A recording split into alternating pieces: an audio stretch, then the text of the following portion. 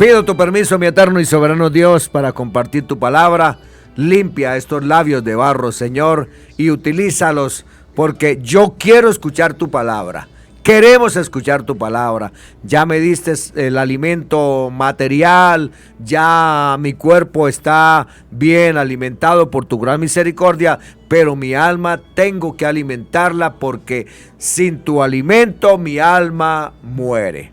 En tu nombre, mi eterno y soberano Dios, Jesús de Nazaret. Y a mí me acaban, y a mí me acaban. El Dios grande, redentor de nuestras vidas. Salmo 116, 7, 8 dice: vuelve, oh alma mía, a tu reposo, porque el Señor te ha hecho bien. Pues tú has librado mi alma de la muerte, mis ojos de lágrimas y mis pies de resbalar. Aleluya. Qué hermoso, estimado oyente, es reconocer con acción de gracias las muchas veces que el Señor Jesús nos ha librado de la muerte. Maravilloso es saber que Él ha prometido estar con nosotros todos los días de nuestra vida. Sabemos que sus promesas de protección son innumerables a través de toda la Biblia.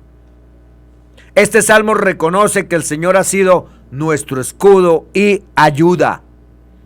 El salmista le dice a su propia alma que regrese al reposo del Señor, que no se olvide que el Señor le ha hecho bien. Preguntamos, ¿piensa usted, estimado oyente, que ha llorado mucho a través de sus problemas o momentos difíciles en su vida? Le hago otra pregunta. ¿Cuántas lágrimas has derramado? Estoy seguro que no las ha podido contar de tantas que son, ¿cierto? Sin embargo, el salmista dice que el Señor ha librado sus ojos de lágrimas. En otras palabras, para que me entiendan, las lágrimas que usted y yo hemos derramado podían haber sido quizás 3 o 4 o 5 veces más, pero el consuelo y la presencia del Señor ha estado con todos a través de los momentos en que hemos llorado mucho. Él nos ha librado de muchas lágrimas. También el salmista dice: el Señor ha librado mis pies de resbalar. Esto quiere decir que con todo lo que ha pasado por nuestra vida, todavía estamos en pie de lucha. Dios no ha permitido que caigamos, nos ha sostenido con la diestra de su poder. Qué precioso es reconocer que hubiera sido peor si no es por la misericordia y cuidado de nuestro Señor Jesús. En cuanto a este sentir, el salmista se pregunta: ¿pagaré yo al Señor por todos sus beneficios para conmigo? Esto nos enseña que la gratitud brota del corazón de todos los que han experimentado la salvación del Señor. No importa lo que hayamos pasado, siempre debemos reconocer su amor por nosotros. Por ese motivo, debemos ser leales en todo. Debemos vivir una vida recta, una vida llena de acción de gracias por todos sus cuidados y tener una firme determinación de vivir para Él. Hoy, si hemos alcanzado la plenitud de la salvación y el gozo, podemos decir sin duda alguna, como el salmista: vuelve, oh alma mía, a tu reposo, porque el Señor te ha hecho bien. El Dios viviente nos llama a la vida eterna. De un extremo a otro de la Biblia, un sentido profundo de la vida en todas sus formas y un sentido muy puro de Dios nos revelan en la vida que el hombre persigue con una esperanza infatigable, un don sagrado en el que Dios hace brillar su misericordia y su generosidad. Josué 3:10, Salmo 42:3. Presentarse como el servidor del Dios viviente. Daniel 6:21, Primera de Reyes.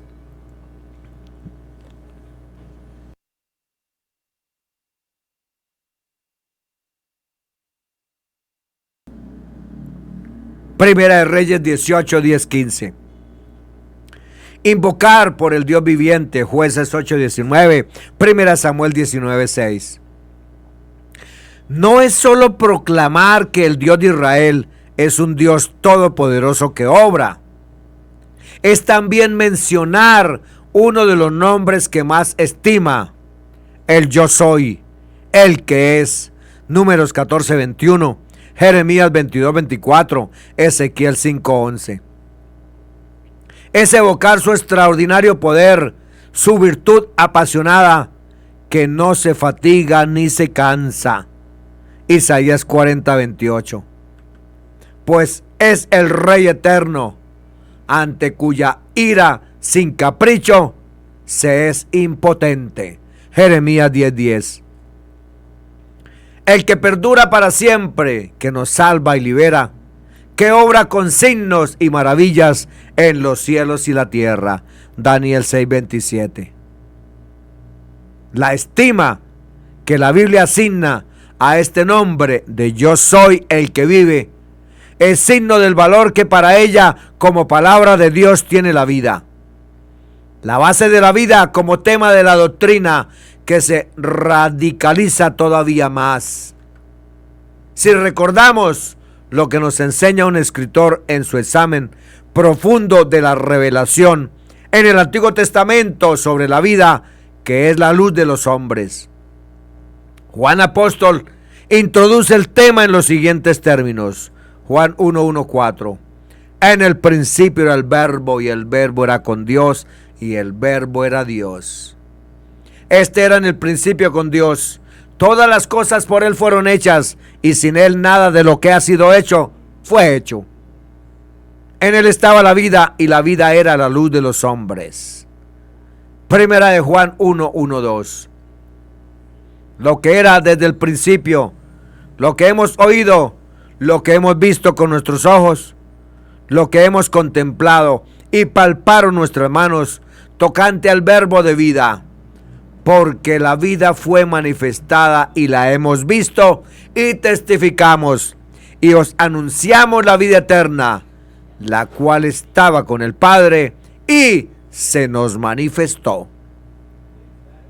Así que, estimado oyente, hablar de Dios es hablar del único ser divino que lo es todo, que lo llena todo. Una característica del Antiguo Testamento consiste en que su discurso se refiere al Dios que todo lo puede. Empieza con el principio del mundo y la humanidad en la creación y anuncia en el Apocalipsis el fin del mundo y del juicio final a la humanidad. Incluye principio y fin, primero y último.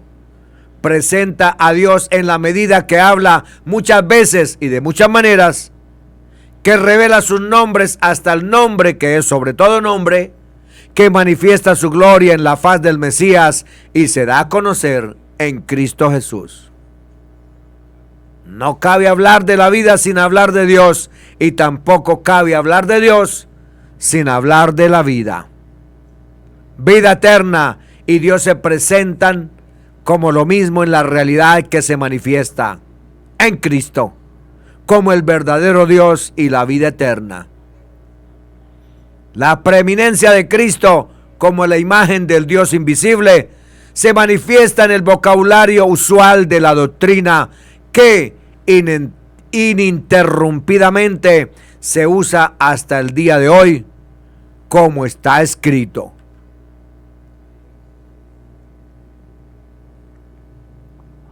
Lo usual para referirse a Dios, Cristo, el Espíritu Santo, los actos salvíficos de Dios, el pecado y el futuro, hacen una declaración completa cuando la revelación escritural presenta al Verbo de Dios en la doctrina. Cristología, acontecimientos del fin de los tiempos, los mensajes proféticos y apostólicos. Al establecerse tal declaración claramente, el verbo de vida se entiende en el sentido hebreo de davar, no en el sentido que logos tiene en griego. Se trata de un discurso referido a la vida eterna y la palabra que llega y transforma el acontecer cotidiano de las personas y entre personas. Juan 1, 14, 18 dice: y aquel verbo fue hecho carne y habitó entre nosotros, y vimos su gloria, gloria como del unigénito del Padre, lleno de gracia y de verdad. Juan dio testimonio de él y clamó diciendo: este es de quien yo decía, el que viene después de mí es antes de mí, porque era primero que yo.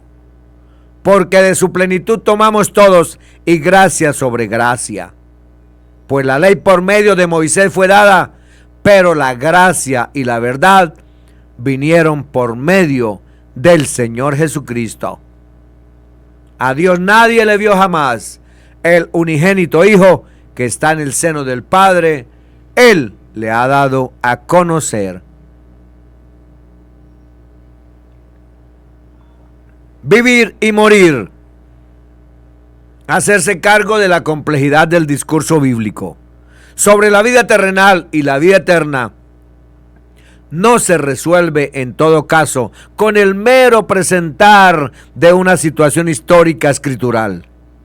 Es decir, que la vida está en la sangre y tenemos un alma viviente, sino nos obliga a hablar de la muerte más allá del silencio resignado ante la misma. El alma que pecare, esa morirá, o la paga del pecado es la muerte, más allá de esforzarse por comprobarlo. En la Biblia la muerte es equivalente a lejanía y ausencia de Dios. Dios vive, es el Dios viviente, Dios es vida. Deuteronomio 5:26, Salmo 18:47. Es la fuente de la vida, Salmo 36:10. Y el que sostiene en ella, Salmo 104:29. La muerte, en cambio, es algo radicalmente ajeno a Dios. No ha sido creada por Él, Romanos 5:12. Por el contrario, Dios creó al hombre como ser vivo, recto, con la voluntad y libre albedrío de escoger el árbol de la vida. Génesis 2, 7, 9. La muerte es, pues, una realidad ajena a Dios. El lugar de los muertos es concebido como la máxima distancia representable con respecto a Él. Este lugar, llamado Seol, es descrito en el Antiguo Testamento como la tierra sin retorno, la tierra del olvido, el silencio total o simplemente la oscuridad. El Seol y los muertos no alaban a Dios, y tampoco Dios se acuerda de los muertos en impiedad. Lo que se quiere expresar es que la muerte y los muertos designan el olvido, la separación eterna, la lejanía del único Dios que se define de un modo irrefutable como Dios de la vida. De esta manera, en la medida en que el Señor Jesús es uno con su Padre, mediador en favor de todos los hombres, se manifiesta como el ser que ama infinitamente al hombre. Sus lágrimas no están olvidadas. la victoria de Cristo al ser levantado por Dios de la tumba, el poder de la vida indestructible sobre la muerte, reside precisamente en lo que Dios declara.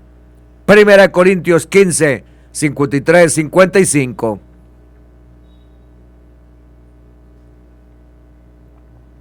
Porque es menester que esto corruptible sea vestido de incorrupción y esto mortal sea vestido de inmortalidad. Y cuando esto corruptible fuere vestido de incorrupción y esto mortal fuere vestido de inmortalidad, entonces se efectuará la palabra que está escrita: sorbida es la muerte en victoria. ¿Dónde está, oh muerte, tu aguijón? ¿Dónde, oh sepulcro, tu victoria? Ya que el aguijón de la muerte es el pecado y la potencia del pecado la ley.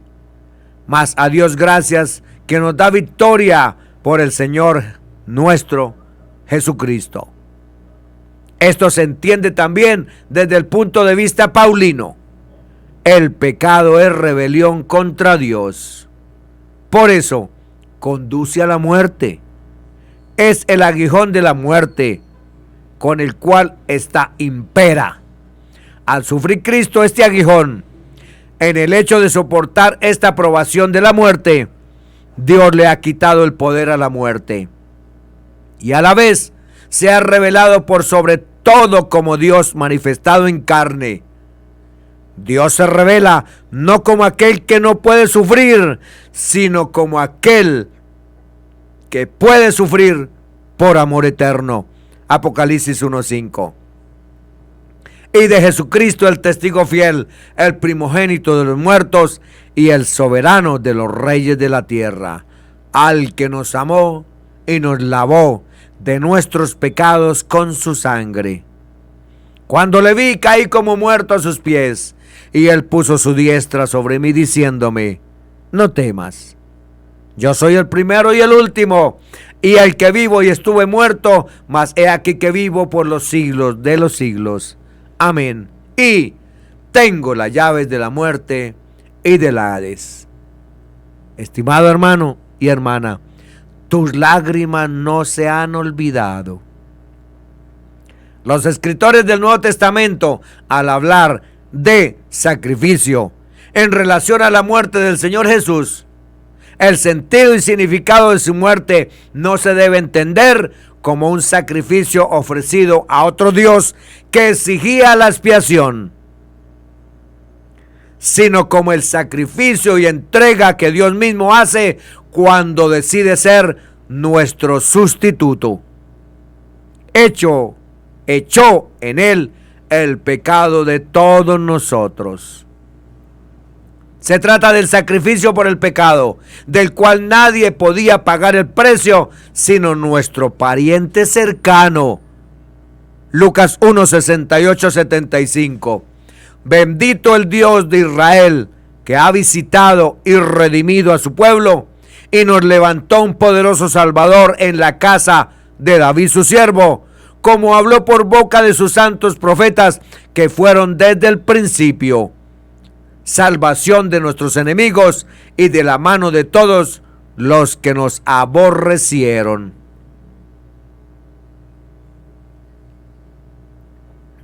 Para hacer misericordia con nuestros padres y acordarse de su santo pacto, del juramento que hizo Abraham, nuestro padre, que nos había de conceder que, librados de nuestros enemigos, sin temor le serviríamos en santidad y en justicia delante de él todos nuestros días. Hechos 17, 27, 29 dice: para que busquen a Dios, si en alguna manera palpando puedan hallarle, aunque ciertamente no está lejos de cada uno de nosotros. Porque en él vivimos y nos movemos y somos. Como algunos de vuestros propios poetas también han dicho, porque linaje suyo somos. Siendo, pues, linajes de Dios, no debemos pensar que la divinidad sea semejante a oro, o plata, o piedra, escultura de arte y de imaginación de hombres. Estimado hermano y hermana, tus lágrimas no se han olvidado. Todo esto lo hizo nuestro Dios para recompensarnos. Bendiciones para todos, en el nombre que es sobre todo nombre, Jesús de Nazaret.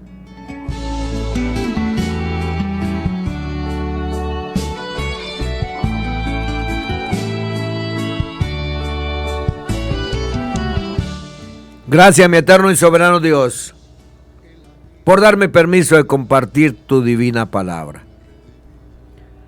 Nuestras lágrimas, las lágrimas de todos, no las has olvidado. Eres el Dios grande, eres el Dios redentor de nuestras vidas.